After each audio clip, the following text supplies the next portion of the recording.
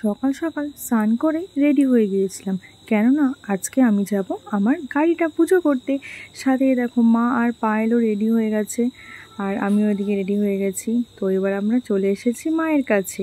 মায়ের কাছে এসে আমি দাঁড়িয়ে দাঁড়িয়ে ভিডিও করছিলাম। এদিকে মায়ের কাছে গিয়ে পুজো দিয়ে আসলো। পায়েল দেখো আমার গাড়িতে মালাটা পরাচ্ছে, ভালো করে ঠিক মতো করে লাগিয়ে দিচ্ছে।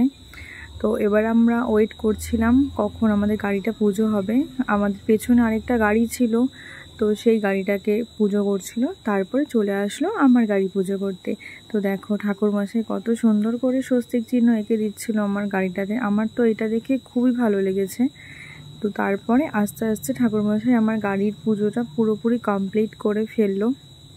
তো পুরো ভিডিওটা দেখতে থাকো, তাহলেই বুঝতে পারবে।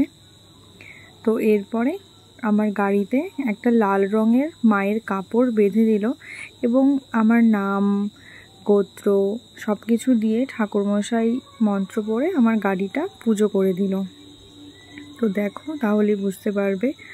এরপরে ঠাকুরমশাই নারকেলটা দিয়ে পুজো দিল।